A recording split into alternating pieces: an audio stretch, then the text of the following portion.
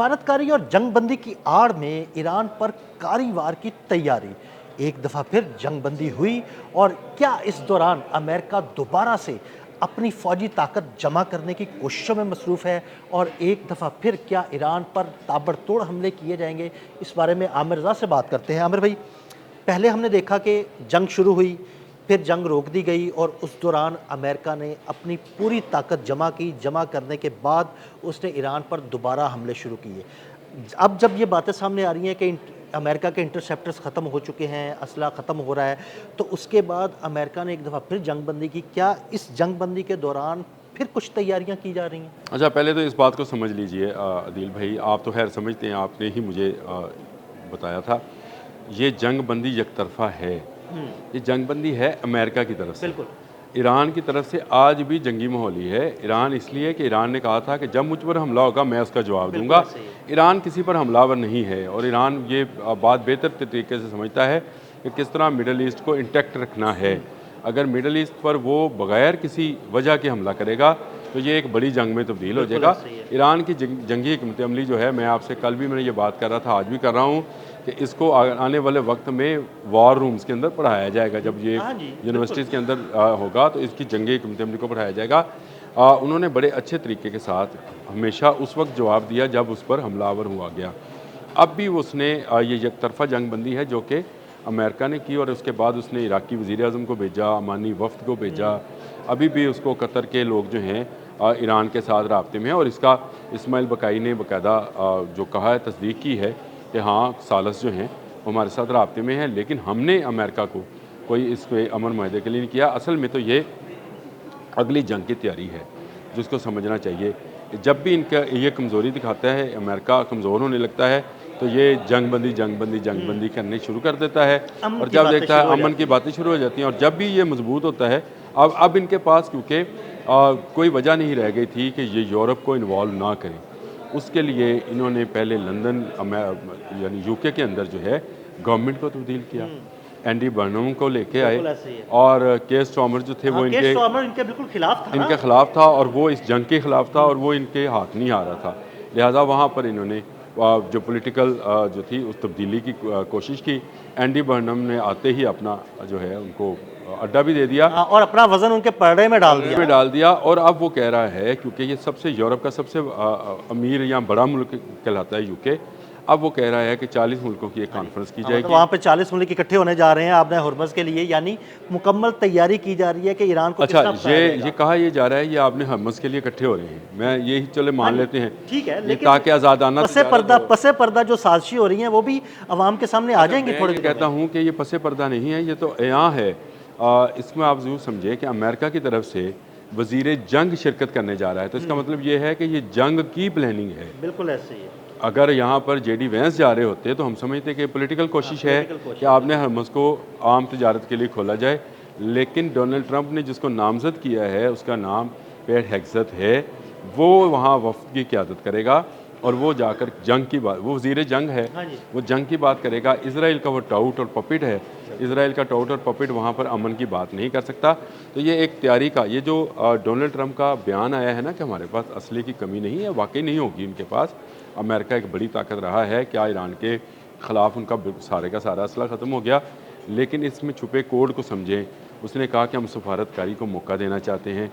इसका ये साफ लफ्ज़ों में मतलब ये है कि अगर सफारतकारी नाकाम होती है, जो कि इन्होंने अगस्त के फर्स्ट वीक में इसको नाकाम करार देना, ये जो मीटिंग हो रही है इसमें इन्होंने इस सफारतकारी को नाकाम करार देकर ही कहना है कि अब हमारे पास और कोई रास्ता नहीं है कि तमाम मुल्क मिलकर ईरान के सामने आ जाएं।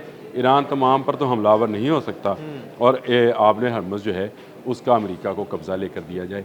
ये वो बदमाशी है जो ये आने वाले दिनों में इत्तेहाद के नाम पर, ये आने वाले दिनों में दुनिया की तिजारत के नाम पर और आने वाले दिनों में मिडल ईस्ट को बचाने के नाम पर करने जा रहे हैं। हालांकि ये मिडल ईस्ट पर कब्ज़े की कोशिश होगी, मिडल ईस्ट पर कब्ज़े का एहतमाम होगा, ये आपने हरमज़ पर कब्ज़े की कोशिश होगी या आपने हरमज़ से टैक्स लेने का एहतमाम होगा।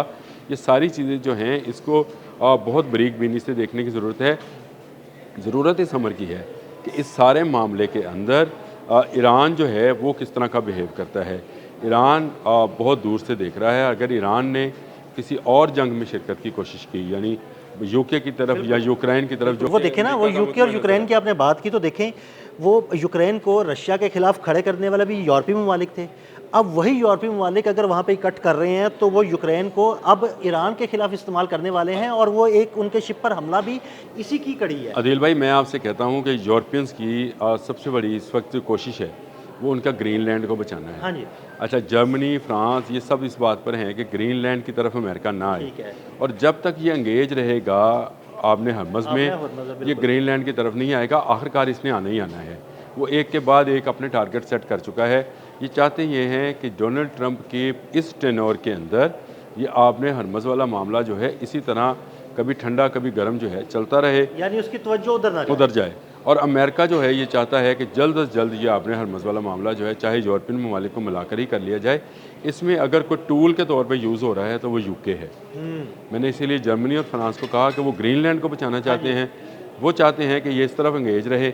अब देखें, ये 40 जो ममालिक की कॉन्फ्रेंस है, इसमें मुझे बताएं भारत का क्या तुक था? हाँ, कोई तो कोई आपने हरमज़ के साथ उसका कोई राब्ता, कोई डायरेक्ट उसका कोई नहीं था, यानी उसका इसमें कोई चीज़ लेनी देनी नहीं थी। लेकिन वो भी कूद पड़ा, उसने कहा जी 40 ममालिक में जहाँ बाकी हैं मैं भी आके शामिल हो जाता हूँ। तो ये सारी दुनिया जो है ये जंग के लिए इकट्ठी हो रही है। 40 ममालिक जो हैं ये जंग के लिए इकट्ठे हो रहे तो हैं। वो तो बड़ा दोस्त अपना कहता था ईरान को, अब वो देखिए वो इनके ईरान के खिलाफ ईरान भी इकट्ठा हो कहता रहा है। था, ईरान भी कहता था, लेकिन वो दोस्त ईरान के खिलाफ खड़ा हो ईरान गया के ना खिलाफ फिर। खड़ा- तो और इस- बल्कि इस जंग से पहले ही वो 26 इसराइल में मौजूद था, 26 को वो वहाँ पे वहाँ पे था, और 28 को 28 को हमला हमला हो गया था। ये तो नरेंद्र मोदी जो है ये भी उसका भी जो जंगी किस्म का जहन है, और वो चाहता है दुनिया में इसी तरह इंतशार फैला रहे। इसीलिए वो 2025 को मई को हम पर हमलावर था, वो तो हमने उसको ऐसा जवाब दिया कि वो लाजवाब हो गया। इसके अलावा जो कि देखें, यूके ट्रैप में है, जर्मनी और फ्रांस अपने आप को बचाने के लिए, यानी ग्रीनलैंड को बचाने के लिए है कि नॉर्वे का जो हिस्सा है ग्रीनलैंड वो अमेरिका ना ले जाए। इसको बचाने की कोशिश करेंगे। ये बड़ी चार तरफा सी जंग लगती है, और इसमें आमिर भाई वही जो तीसरी आलमी जंग, या वो जंग जिससे दुनिया तबाही के धाने पर आ जाएगी, मुझे तो लग रहा है कि पूरा उसका माहौल बन रहा है। 40 ममालिक वो हो गए, अमेरिका, 40 ममालिक उधर से, यूक्रेन, रशिया, ईरान, आपने हरमज़, चाइना को आज उसने कहा जी कि हमारे पास 1000 साल का तेल मौजूद है, तुम्हारे पास नहीं है। तो देखो हर तरफ आग लगाने की पूरी कोशिश है। ये तो आपने हरमज़ जैसा दुनिया का 25% तेल और गैस और खाद जो है इस यहाँ से गुजरती है। दुनिया के 17-18 ममालिक का दारोमदार इस एक आपने हरमज़ के ऊपर है, बल्कि वो 17-18 तो वो हैं जो इसके किनारों पर मौजूद हैं। जो इसके अलावा हैं उनकी तादाद जो है वो 20 हैं, वो ममालिक हैं जो इसी पर दारोमदार करते हैं। तो अब आप देखें कि ये क्यों ना इसको कहा जाए कि ये थर्ड वर्ल्ड वार की तैयारी है, और इसी थर्ड वर्ल्ड वार की तैयारी जो है ये आने वाली जो कॉन्फ्रेंस है उसमें है। और ये जो डोनाल्ड ट्रंप की बातों में छुपा हुआ कोड है कि हम सफारतकारी को मौका दे रहे हैं, इसका मतलब ये है कि आने वाले दिनों में वो एक बड़ा हमला करने की ईरान पर तैयारी कर रहा है।